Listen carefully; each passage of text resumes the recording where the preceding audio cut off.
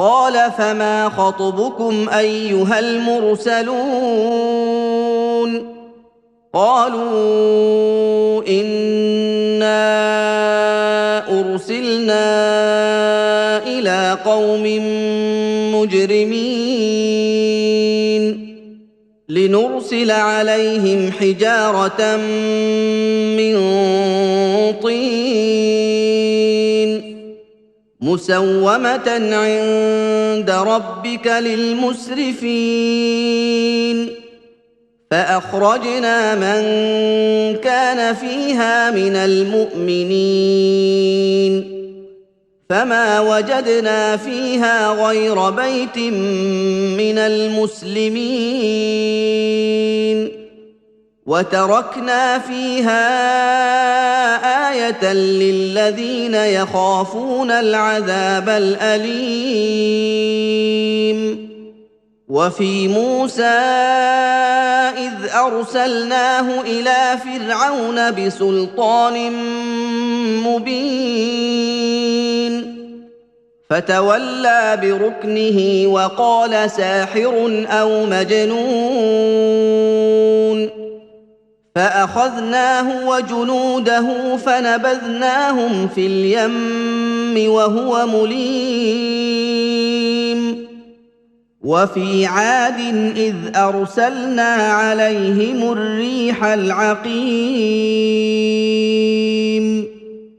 ما تذر من شيء أتت عليه إلا جعلته كالرميم وفي ثمود إذ قيل لهم تمتعوا حتى حين فعتوا عن أمر ربهم فأخذتهم الصاعقة وهم ينظرون فما استطاعوا من قيام وما كانوا منتصرين وقوم نوح من قبل إنهم كانوا قوما فاسقين والسماء بنيناها بأيد وإنا لموسعون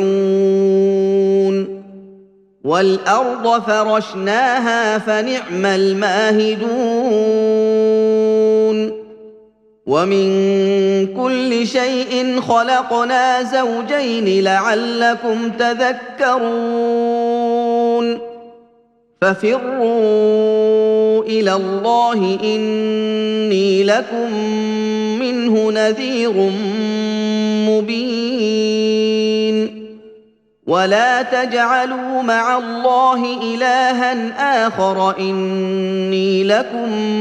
منه نذير مبين كذلك ما أتى الذين من قبلهم من رسول إلا قالوا ساحر أو مجنون أتواصوا به بل هم قوم طاغون فتول عنهم فما أنت بملوم وذكر فإن الذكرى تنفع المؤمنين وما خلقت الجن والإنس إلا ليعبدون ما أريد منهم من رزق وما أريد أن يطعمون إن الله هو الرزاق ذو القوة المتين فإن للذين ظلموا ذنوبا مثل ذنوب أصحابهم فلا يستعجلون فويل للذين كفروا من يومهم الذي يوعدون بسم الله الرحمن الرحيم وَالطُّورِ وَكِتَابٍ مَّسْطُورٍ فِي رَقٍّ مَّنشُورٍ وَالْبَيْتِ الْمَعْمُورِ وَالسَّقْفِ الْمَرْفُوعِ وَالْبَحْرِ الْمَسْجُورِ إِنَّ عَذَابَ رَبِّكَ لَوَاقِعٌ مَا لَهُ مِن دَافِعٍ يَوْمَ تَمُورُ السَّمَاءُ مَوْرًا وَتَسِيرُ الْجِبَالُ سَيْرًا فَوَيْلٌ يَوْمَئِذٍ لِّلْمُكَذِّبِينَ الَّذِينَ هُمْ فِي خَوْضٍ يَلْعَبُونَ يَوْمَ يُدَعُّونَ إِلَىٰ نَارِ جَهَنَّمَ دَعًّا هَٰذِهِ النَّارُ الَّتِي كُنتُم بِهَا تُكَذِّبُونَ أَفَسِحْرٌ هَٰذَا أَمْ أَنتُمْ لَا تُبْصِرُونَ اصْلَوْهَا فَاصْبِرُوا أَوْ لَا تَصْبِرُوا سَوَاءٌ عَلَيْكُمْ إِنَّمَا تُجْزَوْنَ مَا كُنتُمْ تَعْمَلُونَ إِنَّ الْمُتَّقِينَ فِي جَنَّاتٍ وَنَعِيمٍ فَاكِهِينَ بِمَا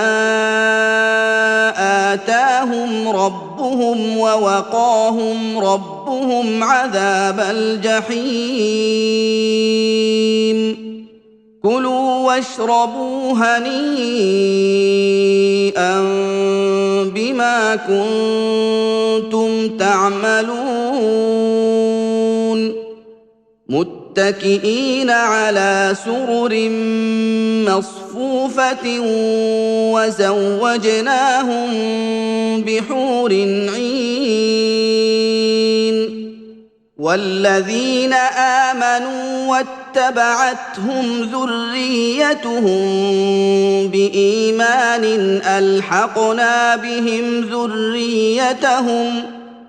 أَلْحَقْنَا بِهِمْ ذُرِّيَّتَهُمْ وَمَا أَلَتْنَاهُم مِّنْ عَمَلِهِم مِّن شَيْءٍ ۚ كُلُّ امْرِئٍ بِمَا كَسَبَ رَهِينٌ وَأَمْدَدْنَاهُم بِفَاكِهَةٍ وَلَحْمٍ مِّمَّا يَشْتَهُونَ يَتَنَازَعُونَ فِيهَا كَأْسًا لَّا لَغْوٌ فِيهَا وَلَا تَأْثِيمٌ وَيَطُوفُ عَلَيْهِمْ غِلْمَانٌ لَّهُمْ كَأَنَّهُمْ لُؤْلُؤٌ مَّكْنُونٌ وَأَقْبَلَ بَعْضُهُمْ عَلَىٰ بَعْضٍ يَتَسَاءَلُونَ قَالُوا إِنَّا كُنَّا قَبْلُ فِي أَهْلِنَا مُشْفِقِينَ فَمَنَّ اللَّهُ عَلَيْنَا وَوَقَانَا عَذَابَ السَّمُومِ إِنَّا كُنَّا مِن قَبْلُ نَدْعُوهُ إِنَّهُ هُوَ الْبَرُّ الرَّحِيمُ فَذَكِّرْ فَمَا أَنتَ بِنِعْمَةِ رَبِّكَ بِكَاهِنٍ وَلَا مَجْنُونٍ أَمْ يَقُولُونَ ويقولون شاعر نتربص به ريب المنون قل تربصوا فإني معكم من المتربصين أم تأمرهم أحلامهم بهذا أم هم قوم طاغون أم يقولون تقوله بل لا يؤمنون فليأتوا بحديث مثله إن كانوا صادقين أم خلقوا من غير شيء أم هم الخالقون أم خلقوا السماوات والأرض بل لا يوقنون أم عندهم خزائن ربك أم هم المسيطرون أم لهم سلم يستمعون فيه فليأت مستمعهم بسلطان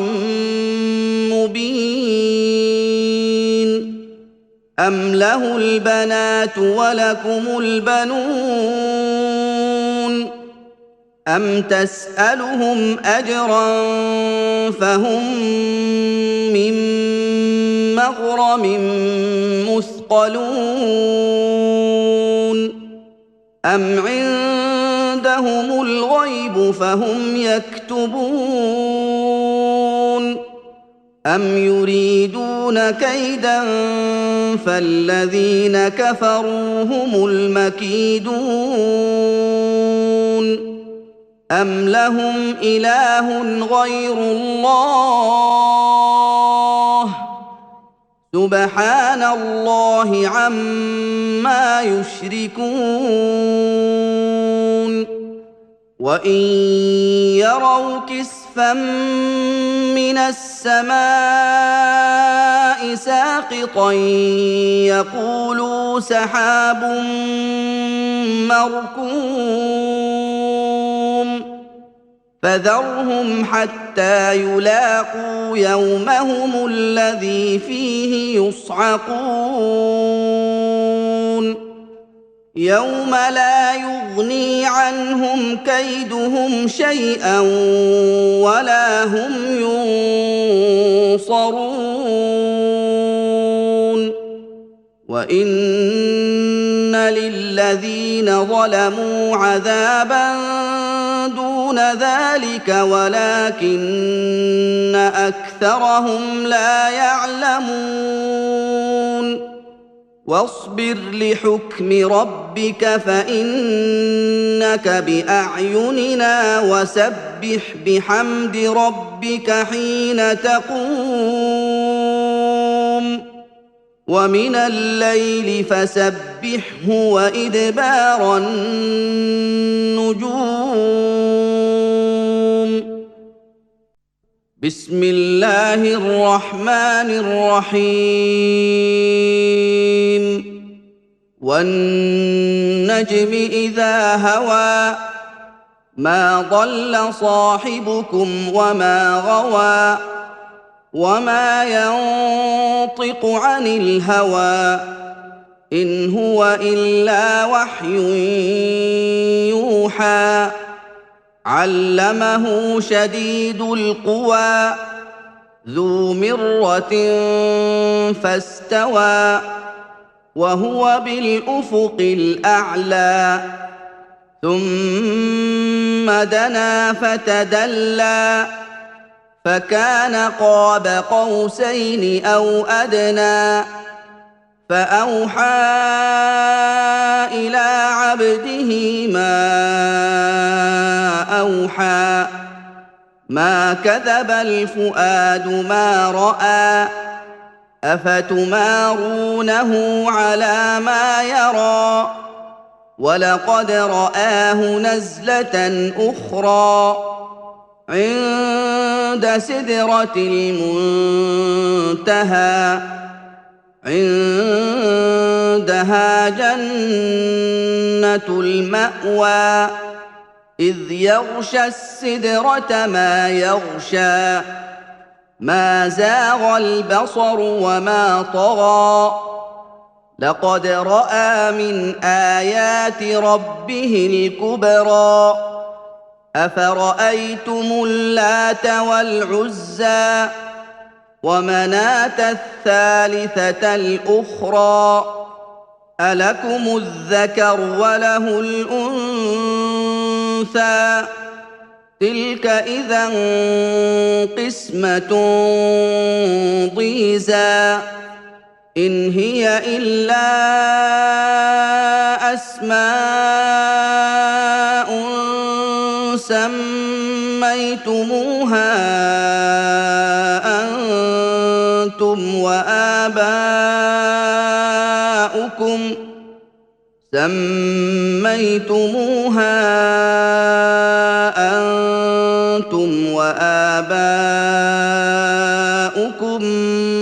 ما أنزل الله بها من سلطان إن يتبعون إلا الظن وما تهوى الأنفس ولقد جاءهم من ربهم الهدى أم للإنسان ما تمنى فلله الآخرة والأولى وكم من ملك في السماوات لا تغني شفاعتهم شيئا إلا من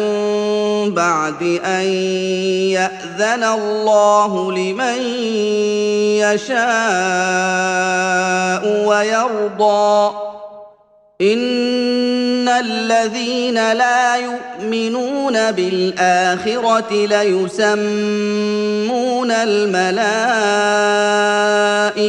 تسمية الأنثى وما لهم به من علم إن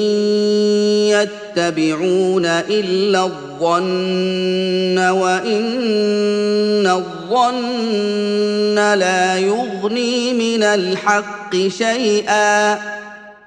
فأعرض عمن تولى عن ذكرنا ولم يرد إلا الحياة الدنيا ذلك مبلغهم من العلم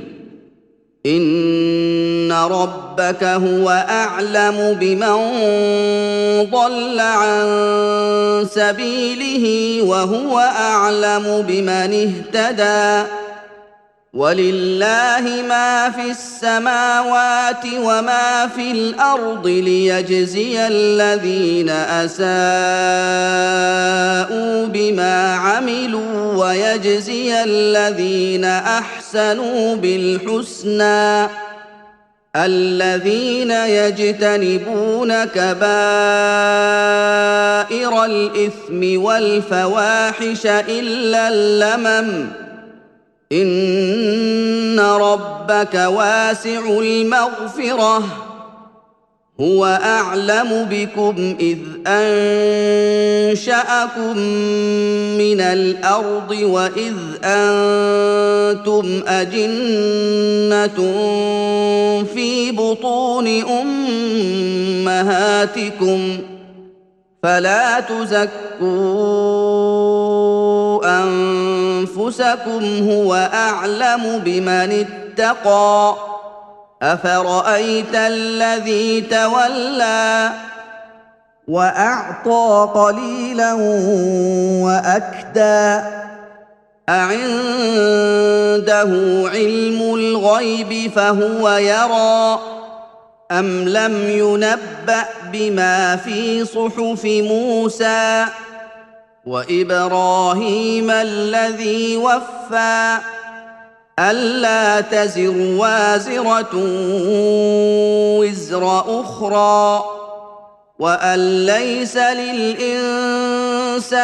إلا ما سعى وأن سعيه سوف يرى ثم يجزاه الجزاء الأوفى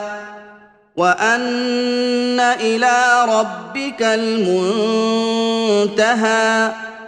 وأنه هو أضحك وأبكى وأنه هو أمات وأحيا وأنه خلق الزوجين الذكر والأنثى من نطفة إذا تمنى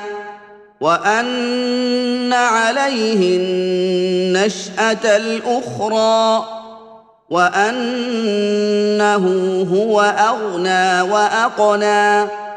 وأنه هو رب الشعرى وأنه أهلك عادًا الأولى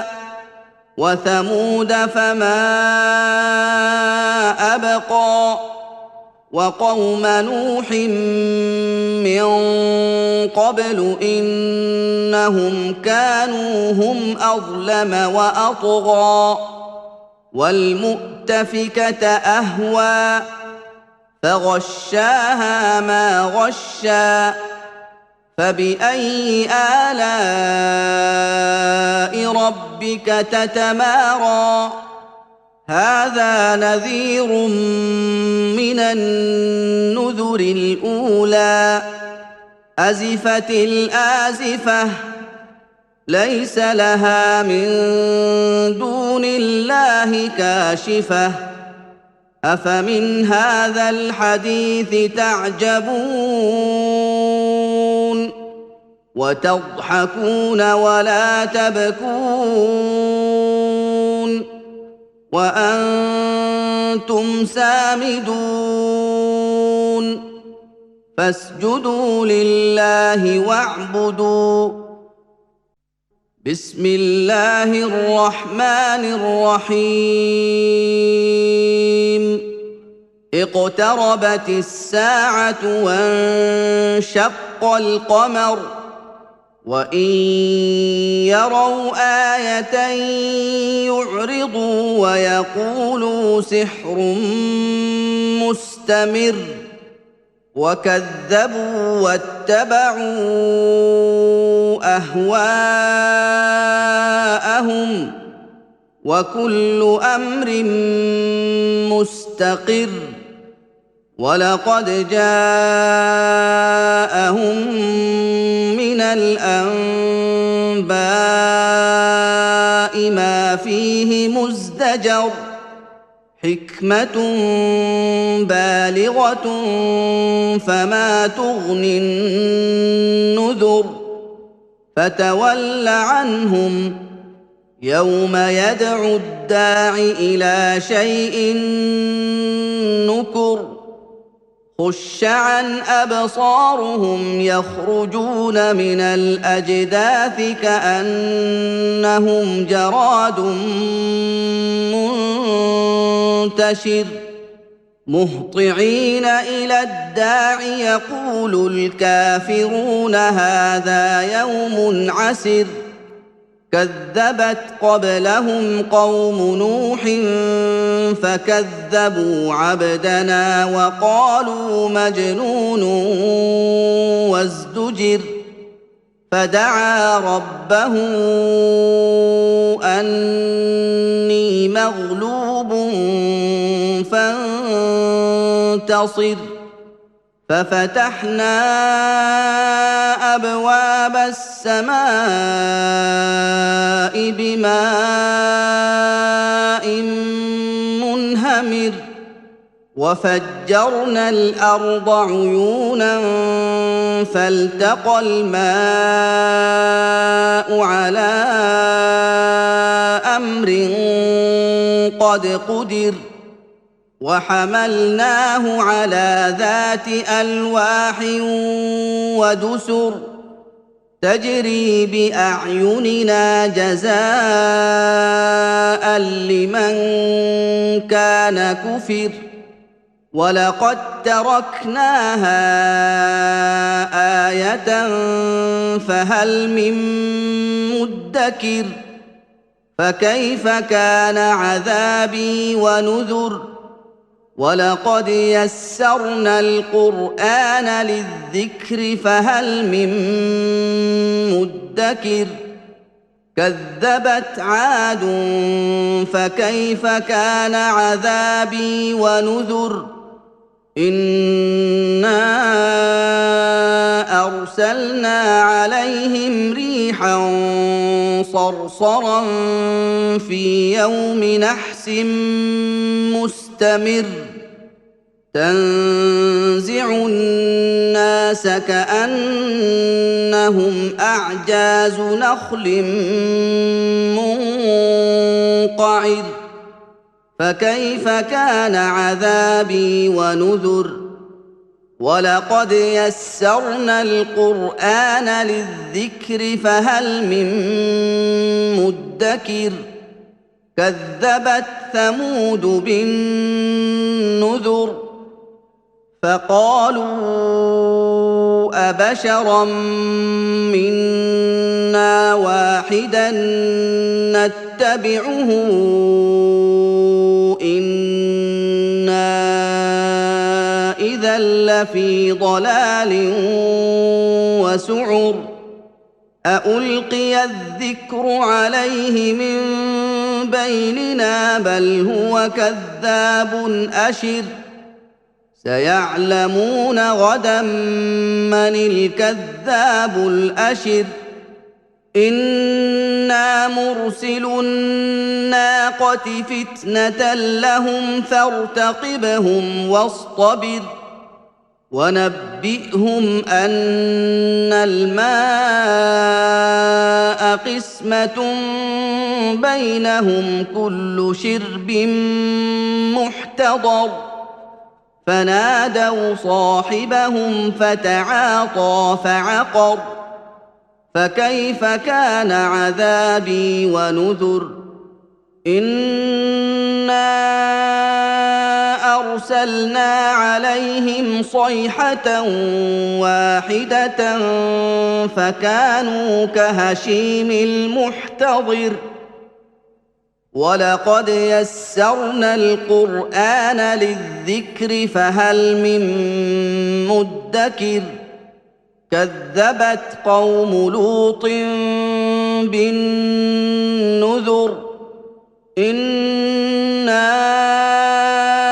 أرسلنا عليهم حاصبا إلا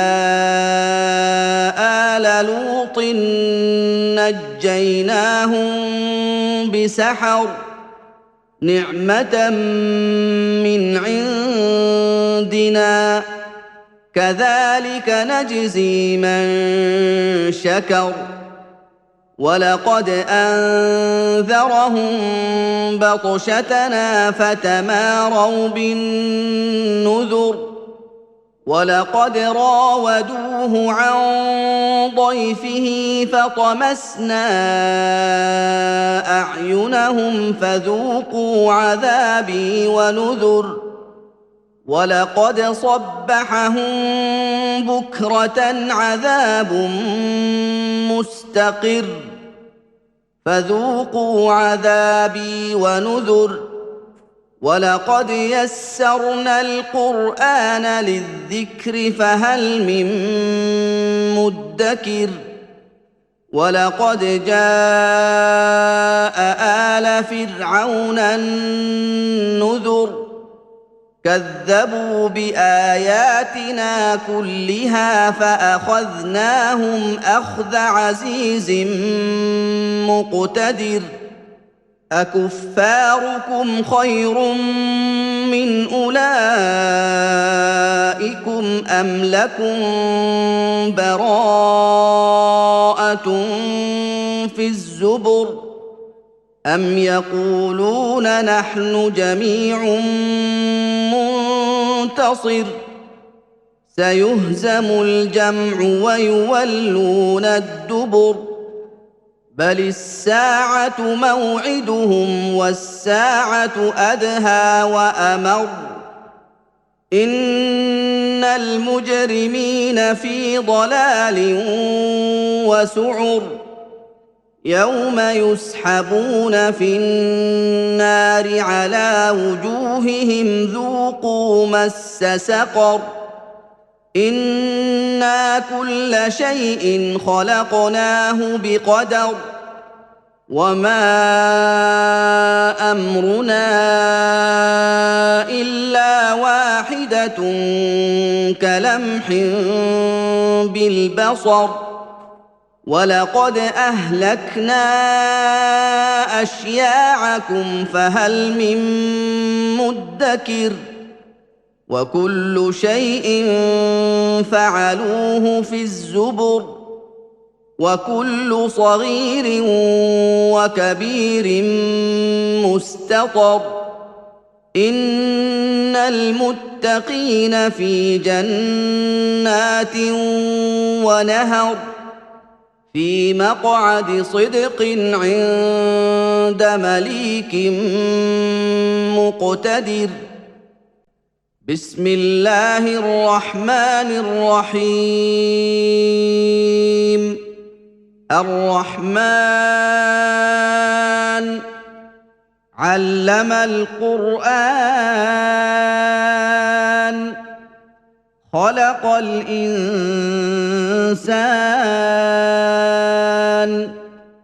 علمه البيان الشمس والقمر بحسبان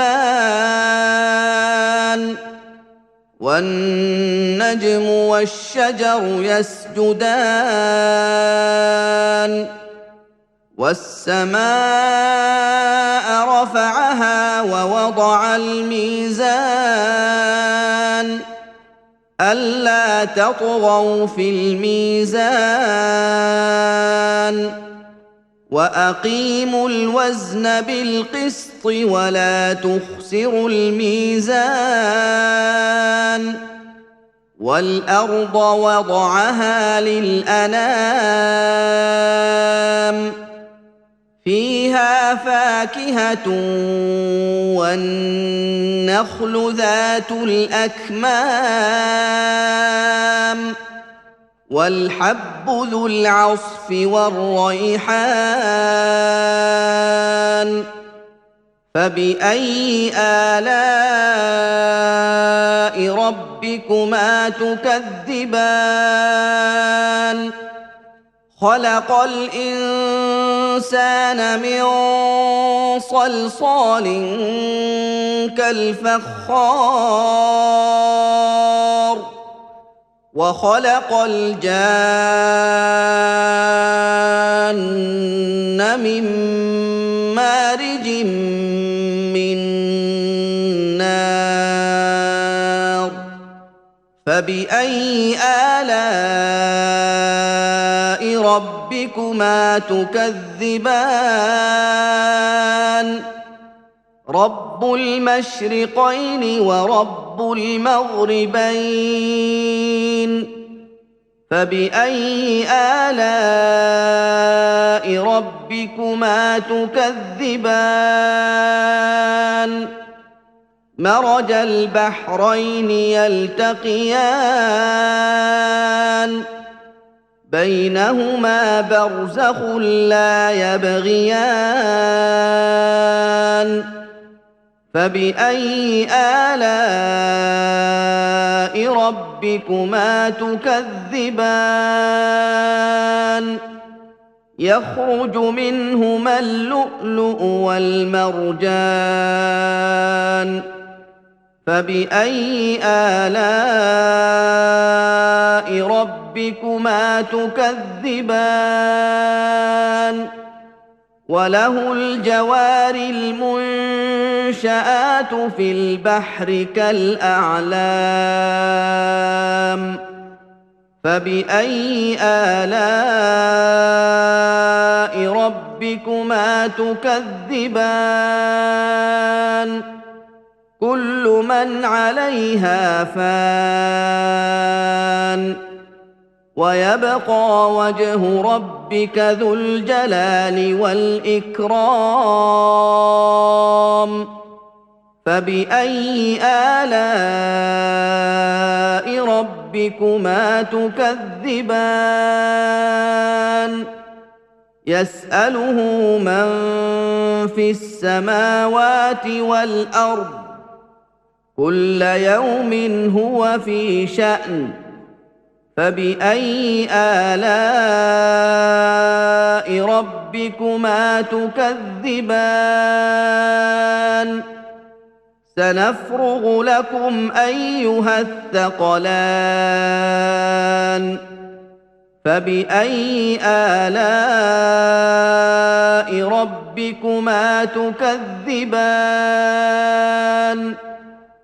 يا معشر الجن والإنس إن استطعتم أن تنفذوا من أقطار السماوات والأرض فانفذوا لا تنفذون إلا بسلطان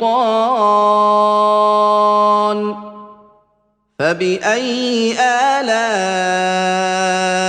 ربكما تكذبان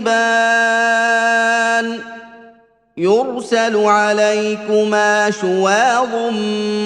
من نار ونحاس فلا تنتصران فبأي آلاء ربكما تكذبان فإذا انشقت السماء فكانت وردة كالدهان فبأي آلاء ربكما تكذبان فيومئذ لا يسأل عن ذنبه إنس ولا جان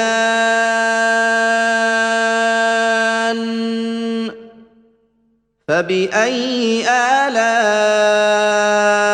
ربكما تكذبان يعرف المجرمون بسيماهم فيؤخذ بالنواصي والأقدام فبأي آلاء ربكما تكذبان هذه جهنم التي يكذب بها المجرمون يطوفون بينها وبين حميم آن فبأي آلاء ربكما تكذبان ولمن خاف مقام ربه جنتان فبأي آلاء ربكما تكذبان ذواتا أفنان فبأي آلاء ربكما تكذبان فيهما عينان تجريان فبأي آلاء ربكما تكذبان فيهما من كل فاكهة زوجان فبأي آلاء ربكما تكذبان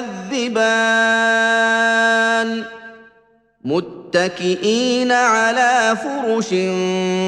بطائنها من استبرق وجنى الجنتين دان فبأي آلاء ربكما تكذبان فيهن قاصرات الطرف لم يطمثهن إنس قبلهم ولا جان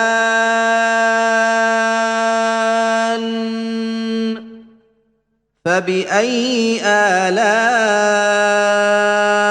ربكما تكذبان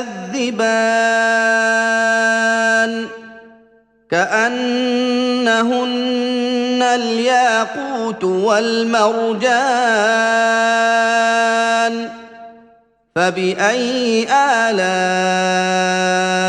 ربكما تكذبان هل جزاء الإحسان إلا الإحسان فبأي آلاء ربكما تكذبان ومن دونهما جنتان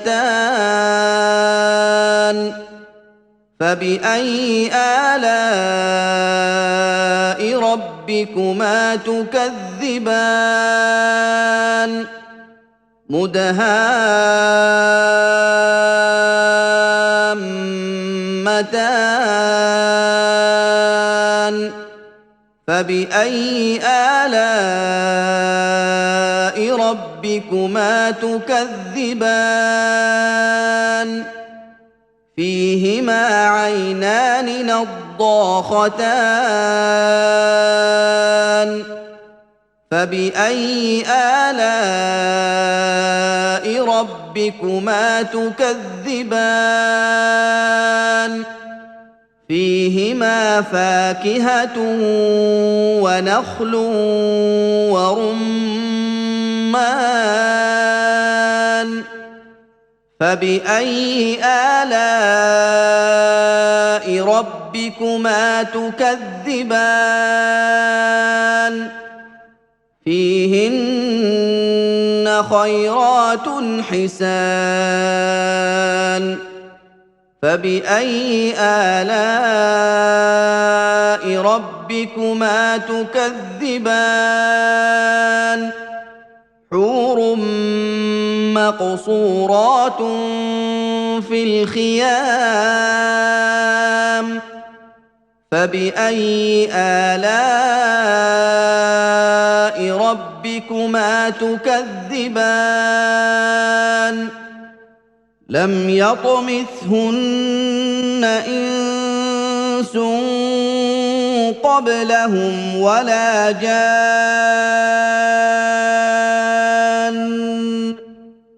فبأي آلاء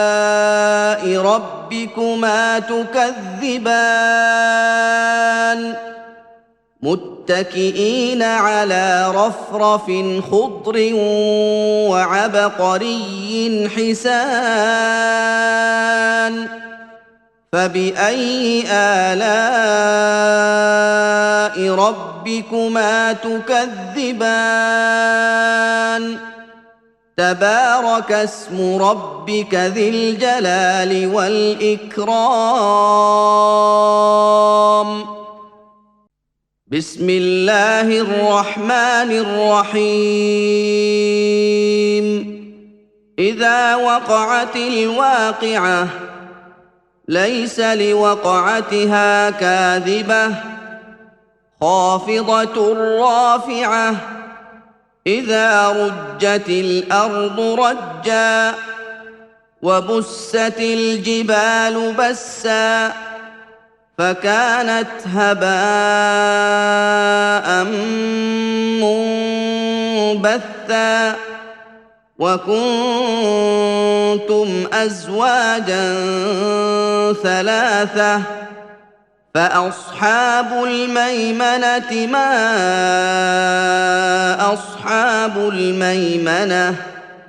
وأصحاب المشأمة ما أصحاب المشأمة والسابقون السابقون أولئك المقربون في جنات النعيم ثلة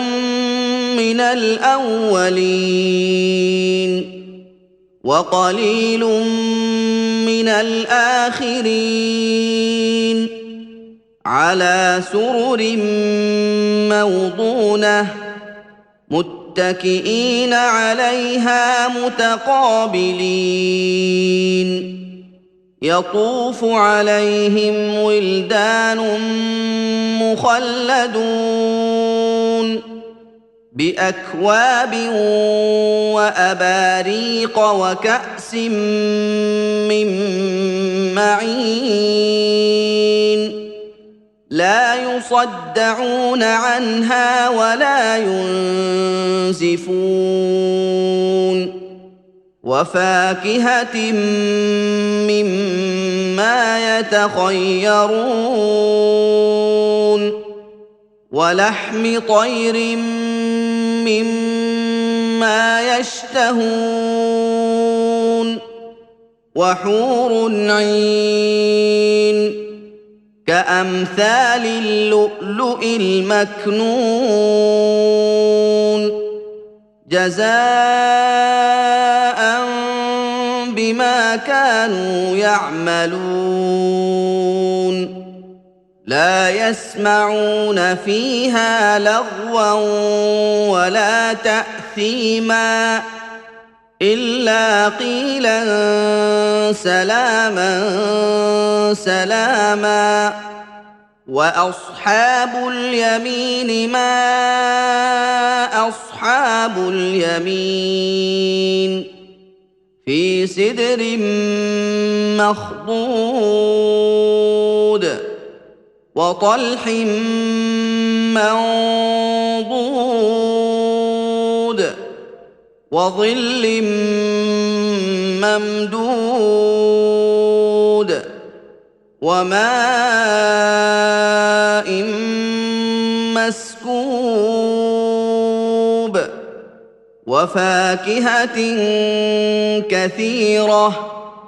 لا مقطوعة ولا ممنوعة وفرش مرفوعة إنا أنشأناهن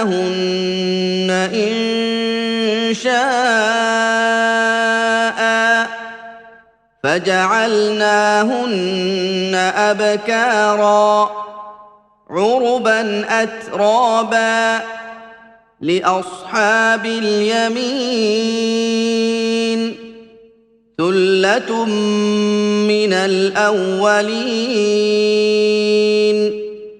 وثلة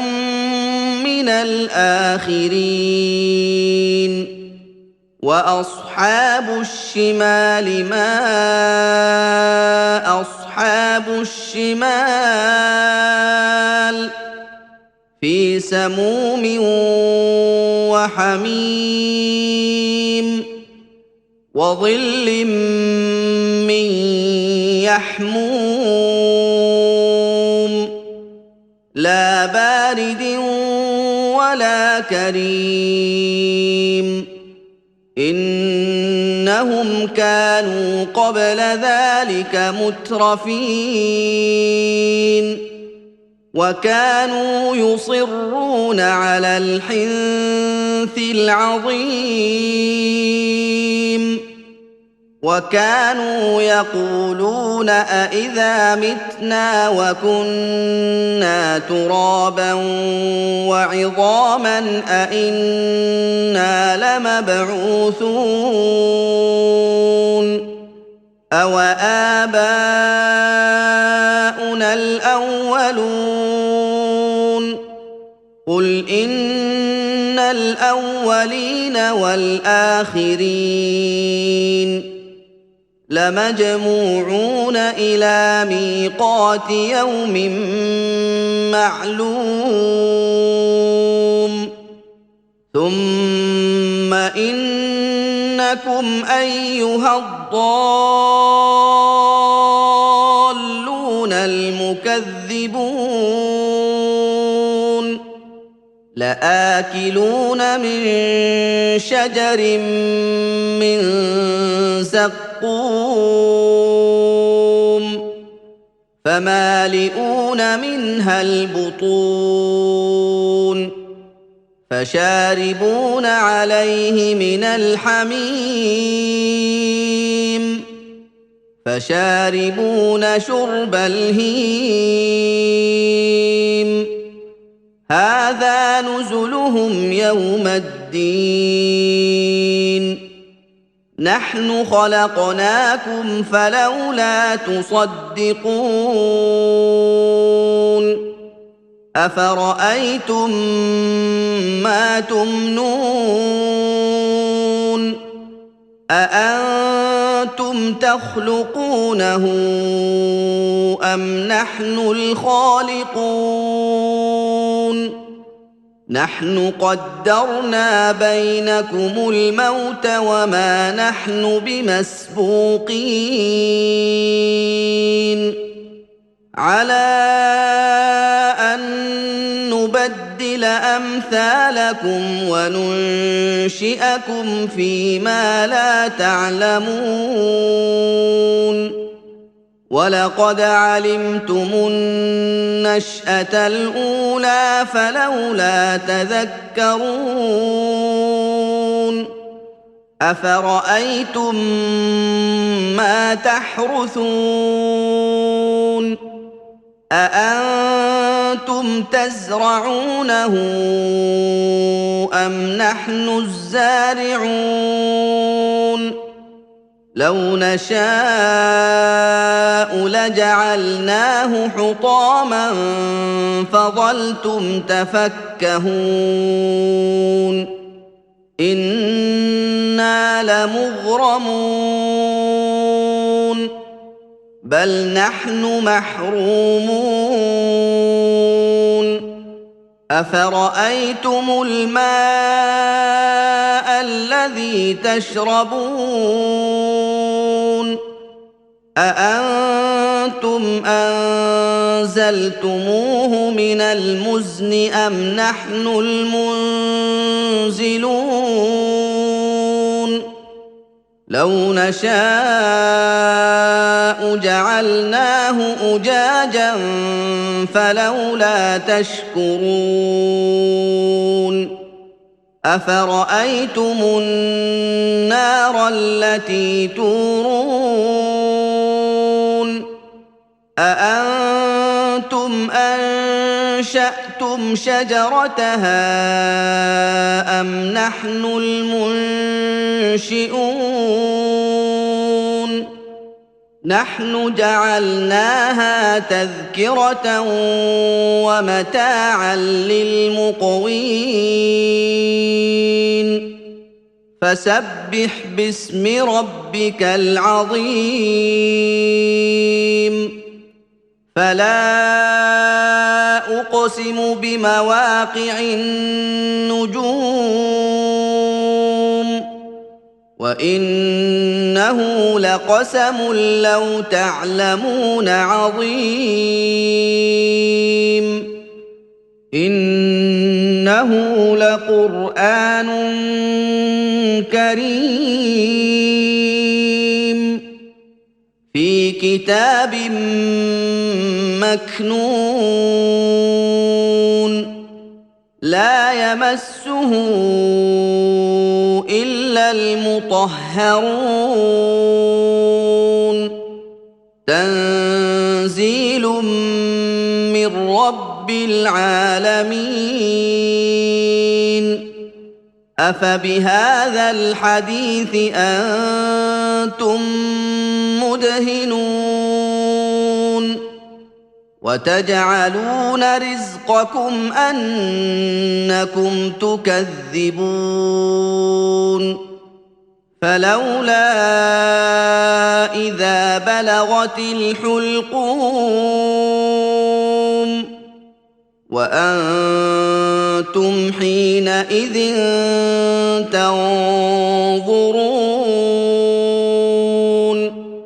ونحن أقرب إليه منكم ولكن لا تبصرون فلولا إن كنتم غير مدينين ترجعونها إن كنتم صادقين فأما إن كان من المقربين فروح وريحان وجنة نعيم وأما إن كان من أصحاب اليمين فسلام لك من أصحاب اليمين وأما إن كان من المكذبين الضالين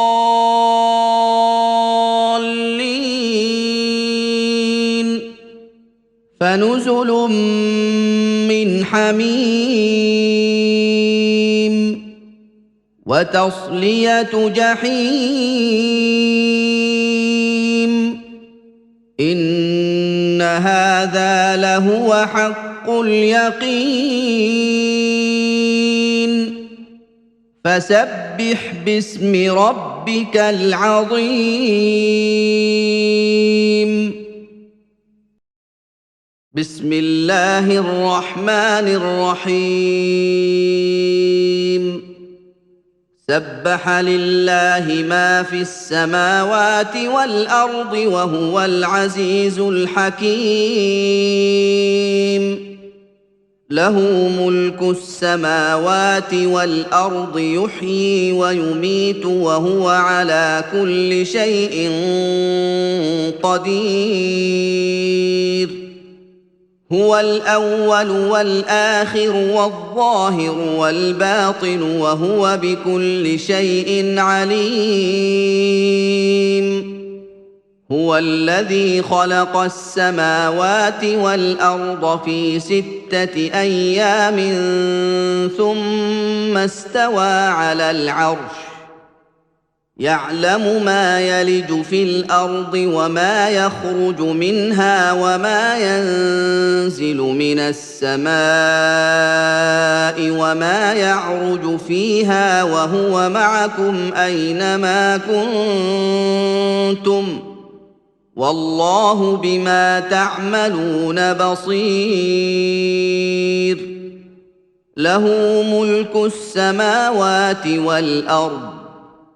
وإلى الله ترجع الأمور يولج الليل في النهار ويولج النهار في الليل وهو عليم بذات الصدور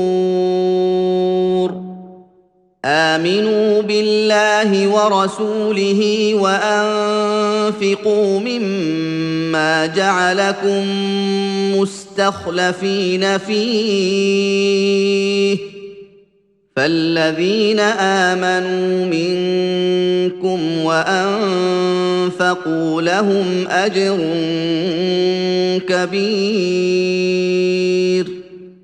وما لكم لا تؤمنون بالله والرسول يدعوكم لتؤمنوا بربكم وقد أخذ ميثاقكم إن كنتم مؤمنين هو الذي ينزل على عبده آيات بينات ليخرجكم من الظلمات إلى النور وإن الله بكم لرءوف رحيم وما لكم ألا تنفقوا في سبيل الله ولله ميراث السماوات والأرض لا يستوي منكم من أنفق من قبل الفتح وقاتل أولئك أعظم درجة من الذين أنفقوا من بعد وقاتلوا وكلا وعد الله الحسنى والله بما تعملون خبير من ذا الذي يقرض الله قرضا حسنا فيضاعفه له وله أجر كريم يوم ترى المؤمنين والمؤمنات يسعى نورهم بين أيديهم وبأيمانهم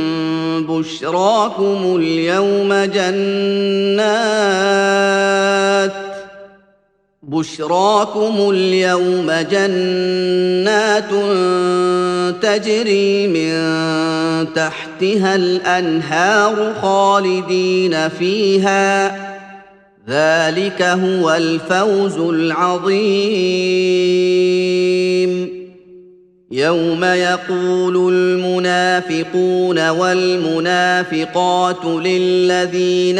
آمنوا انظرونا نقتبس من نوركم قيل ارجعوا وراءكم فالتمسوا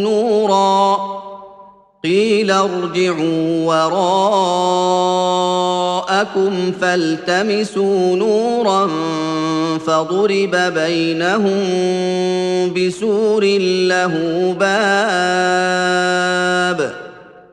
فضرب بينهم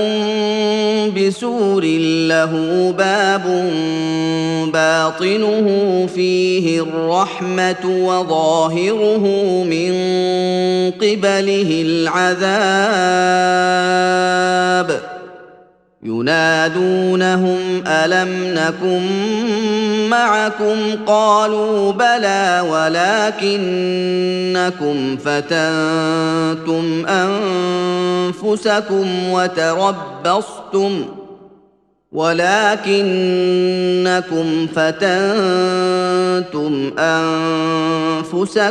وتربصتم وارتبتم وغرتكم الأماني حتى جاء أمر الله وغركم بالله الغرور فاليوم لا يؤخذ منكم فدية ولا من الذين كفروا مأواكم النار هي مولاكم وبئس المصير ألم يأن للذين آمنوا أن تخشع قلوبهم لذكر الله وما نزل من الحق ولا يكونوا كالذين أوتوا الكتاب من قبل ولا يكونوا كالذين اوتوا الكتاب من قبل فطال عليهم الامد فقست قلوبهم وكثير منهم فاسقون.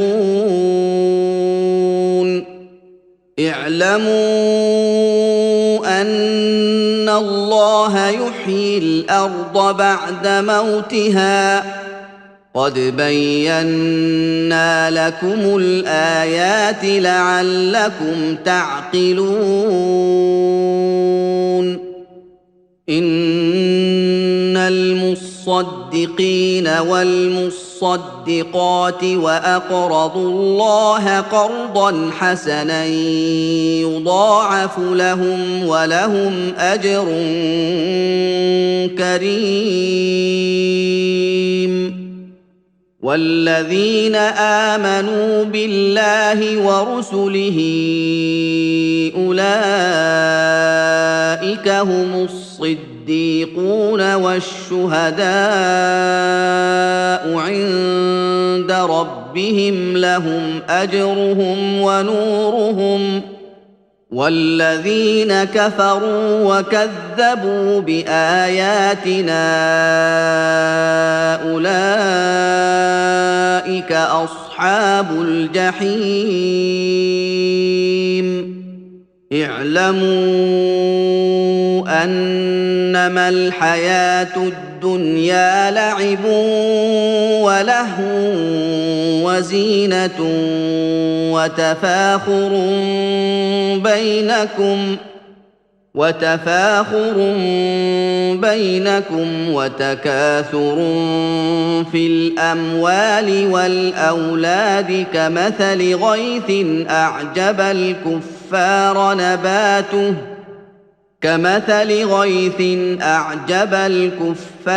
نباته ثم يهيج فتراه مصفرا ثم يكون حطاما وفي الآخرة عذاب شديد ومغفرة من الله ورضوان وما الحياة الدنيا إلا متاع الغرور. سابقوا إلى مغفرة من ربكم وجنة عرضها كعرض السماء والأرض أعدت للذين آمنوا بالله ورسله ذلك فضل الله يؤتيه من يشاء والله ذو الفضل العظيم. ما أصاب من مصيبة في الأرض ولا في أنفسكم إلا في كتاب من قبل أن نبرأها إن ذلك على الله يسير. لكي لا تأسوا على ما فاتكم ولا تفرحوا بما آتاكم والله لا يحب كل مختال فخور. الذين يبخلون ويأمرون الناس بالبخل ومن يتول فإن الله هو الغني الحميد. لقد أرسلنا رسلنا بالبينات وأنزلنا معهم الكتاب والميزان ليقوم الناس بالقسط وأنزلنا الحديد فيه بأس شديد ومنافع للناس وليعلم الله من ينصره ورسله بالغيب إن الله قوي عزيز ولقد أرسلنا نوحا وإبراهيم وجعلنا في ذريتهما النبوة والكتاب فمنهم مهتد وكثير منهم فاسقون ثم قفينا على آثارهم برسلنا وقفينا بعيسى ابن مريم وآتيناه الإنجيل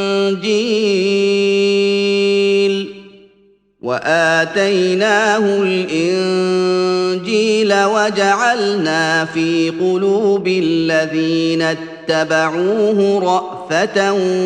ورحمة ورهبانية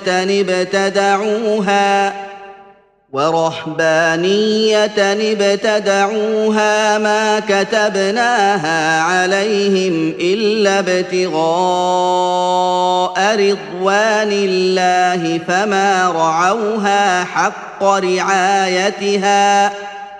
فما رعوها حق رعايتها فآتينا الذين آمنوا منهم أجرهم وكثير منهم فاسقون يا أيها الذين آمنوا اتقوا الله وآمنوا برسوله يؤتكم كفلين من رحمته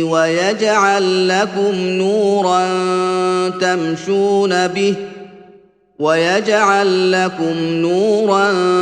تمشون به ويغفر لكم والله غفور رحيم لئلا يعلم أهل الكتاب ألا يقدرون على شيء من فضل الله وأن الفضل بيد الله يؤتيه من يشاء والله ذو الفضل العظيم